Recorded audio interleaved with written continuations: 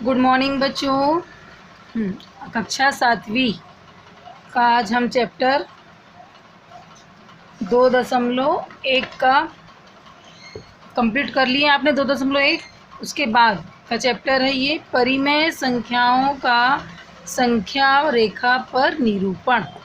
ये वाला चैप्टर दिया आपकी बुक में, इसको हम क्लियर करेंगे। पहले देखिए, है ना, यहाँ पे जो दिया हुआ है आप इसको पढ़िया करें, है ना। पढ़ेंगे तभी आपको समझ में आएगा, नहीं तो बिल्कुल नहीं आएगा। यहाँ पे लिखा हुआ है पूर्णांक संख्याओं को संख्या रेखा पर दर्शाने। आप जानते हैं कि धनात्मक पूर्णांक संख्याओं को शून्य के दाईं ओर और ऋणात्मक जो होती है वो शून्य के बाईं ओर दर्शाया जाता है। ठीक है, प्लस और माइनस को कहाँ दर्शाया जाता है ना, दाईं ओर और माइनस को बाईं ओर। प्लस को दाईं ओर, शून्य के दाईं ओर, ये दाईं है और ये बायां ओर है। ये माइनस है, ये प्लस की ओर दर्शाया जाता है ना। आपका इसका दिया हुआ है प्रश्नावली दी हुई है 2.2। देखेंगे प्रश्नावली 2.2 आप लोग हेडिंग डाल लेंगे। चलो आज इसको हम समझते हैं। इन परिमेय संख्याओं को संख्या रेखा पर निरूपित कीजिए। इसको आपने 6वीं में भी देखा है, संख्या रेखा कैसे निरूपित करते हैं, है ना। ये दिया हुआ है अंश बटे हर के रूप में दिया हुआ है ना। अंश बटे हर के रूप में भी दिया है तो भी आप इसको आसानी से संख्या रेखा के रूप में निरूपित कर सकते हैं। कैसे करेंगे, प्रश्नावली पहले आप लोग हेडिंग डाल लेंगे। प्रश्नावली आपको जो समझ में नहीं आता है आप बार बार वीडियो को देखेंगे तभी आपकी कॉन्सेप्ट क्लियर होते जाएंगे बेटा। ठीक है, तो आप लोग को देखते रहना है और समझना है उसको, क्या मैं बोल रही हूँ। क्या आपको ऐसा नहीं कि आप बस एक बार देख लिए, समझ में नहीं आया तो हो गया, मैडम को समझ में नहीं आ रहा। आपको बार बार उसको समझना है।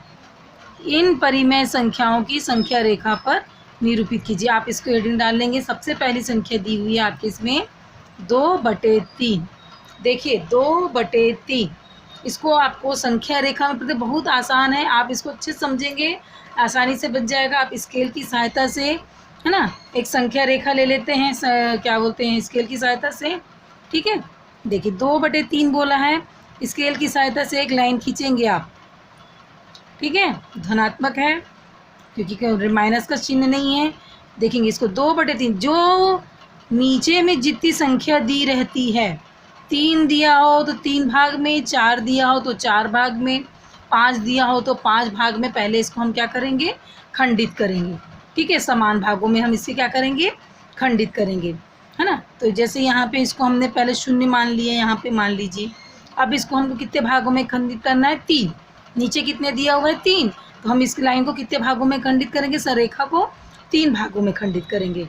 ठीक है, तो ये हो गया आपका 3 भागों में खंडित करना है, तो ये हो गया बराबर भागों में, है ना। अंदाजा आप ले लेंगे 1, और ये 2 हो गया, और ये आपका 3।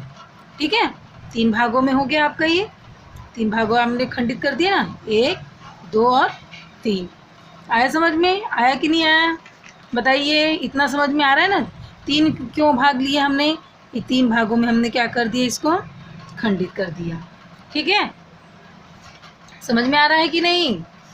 आप लोग बताओगे तो ऐसा नहीं, लेकिन आप लोग को समझना है, इसको बार बार वीडियो को देखना है, बार बार इसको प्रैक्टिस करनी है। आप जब तक प्रैक्टिस नहीं करोगे तो आपको समझ में नहीं आएगा। हमने 3 क्यों किया, 3 भागों में हमने इसको क्या कर दिया, खंडित कर दिया।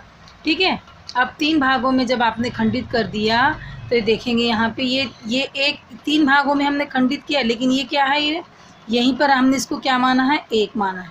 क्या माना है, 1 माना है। ठीक है, अब 1 माना है, अब यहाँ से यहाँ तक 1 मानेंगे आप, और इसको हमने 1 मान के इसको 3 भागों में हमने खंडित कर दिया। ठीक, क्लियर हुआ। अब ये क्या बोल रहा है, 2/3 बोल रहा है, तो 2/3 यानी कि ये 1/2 हो गया। 1/2 1/3 पहला वाला भाग को हम 1/3 करें, क्योंकि 3 भागों में खंडित किया ना, 1, 2, 3, तो 1/3, ये 2/3 और ये 3/3।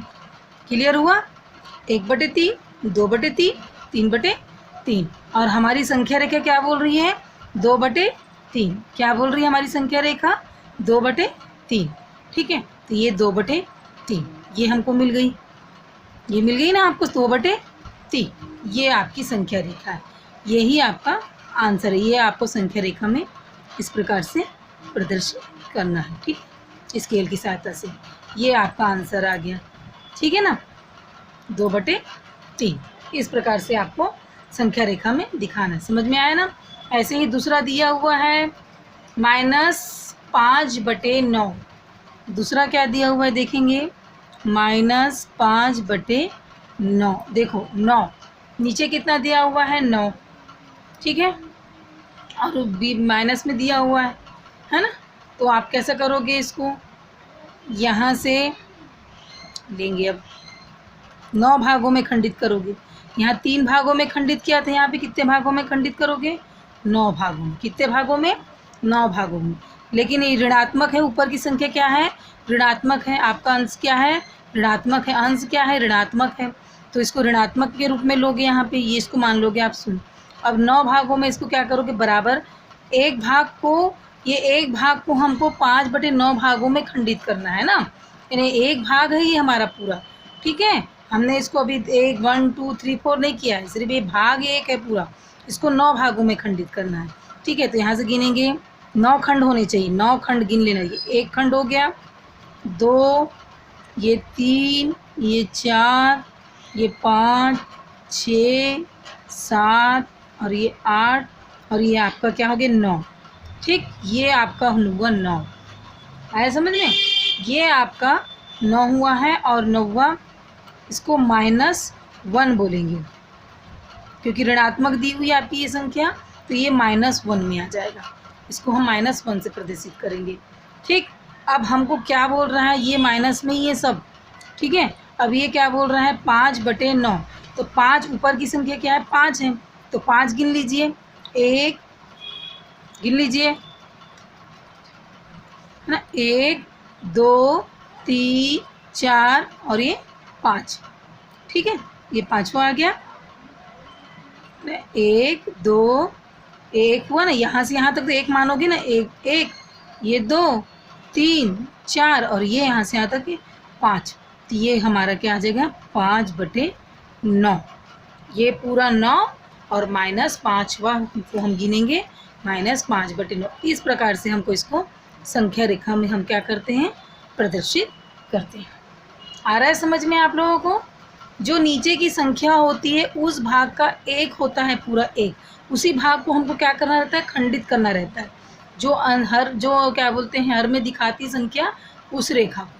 ठीक है, आपको गोला नहीं करना है, आप अपनी फेयर कॉपी में बाकायदा स्केल की सहायता से इस प्रकार से आप प्रदर्शित कर सकते हैं। समझ में आ रहा है ना आप लोगों को?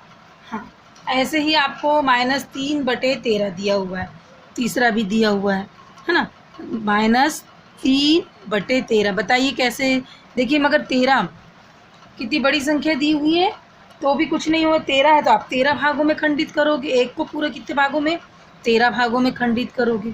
यहाँ से थोड़ी सी बड़ी लाइन खींच दीजिए और छोटे छोटे ही कर दीजिए आप, है ना। इसको मान लीजिए 0। अब यहाँ से 13 गिन लीजिए, 1 2 3 4 5 6 7 8 9 10 11 12 और ये आपका हो गया 13। क्लियर हुआ? 13 भागों में हमने खंडित कर दिया। -3, देखिए -3 बोला है, तो ये 1, ये 2 और ये 3, ये होगा आपका 3।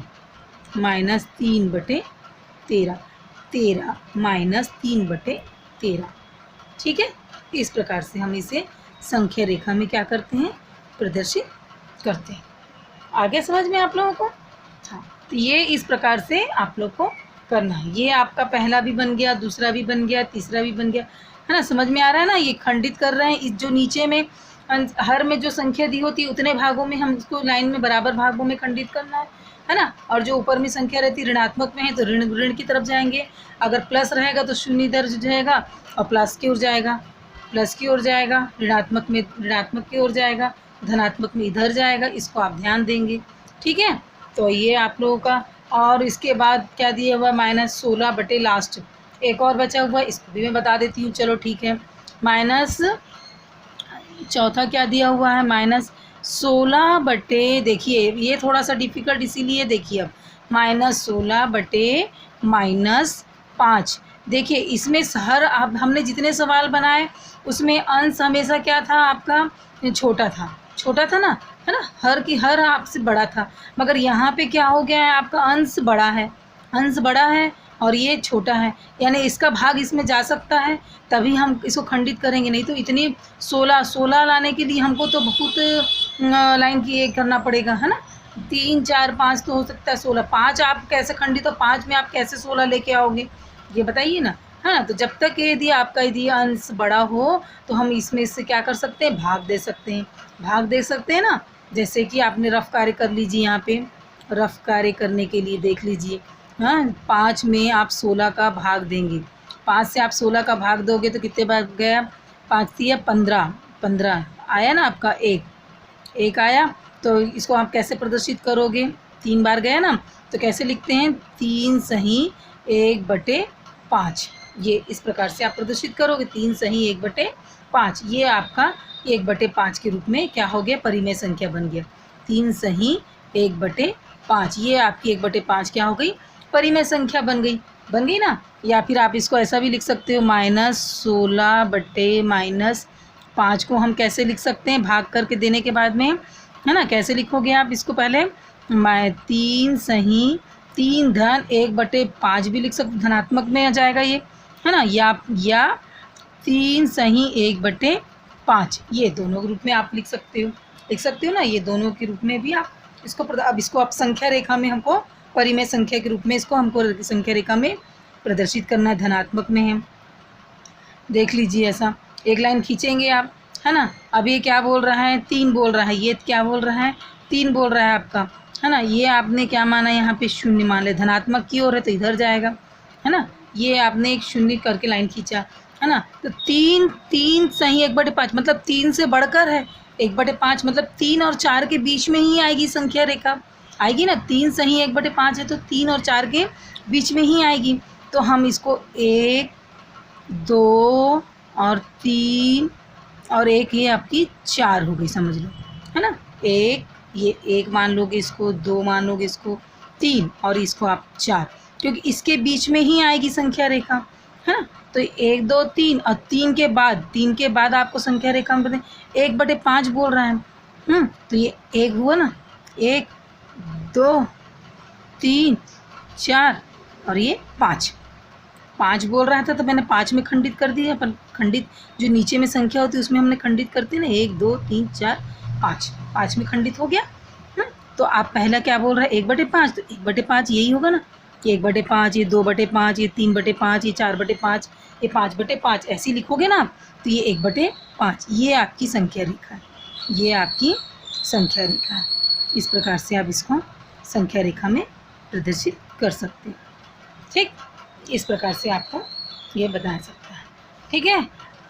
ओके बेटा, ये देखो मैंने चारों आपको मैंने करके इसमें बता दिया है। आप अपनी कॉपी में पेंसिल की सहायता से, स्केल की सहायता से ऐसे लाइन खींचकर बाकायदा इसको आपको कॉपी में उतार लें। ये रफ कार्य है, ये रफ है, ये आप गोला ऐसा नहीं करेंगे, ये मैंने समझाने के लिए कि नीचे की संख्या जितनी दी रहती है उतने भागों में हम क्या करते हैं, उसको खंडित करते हैं, ठीक है। ये समझ में आ गया बेटा।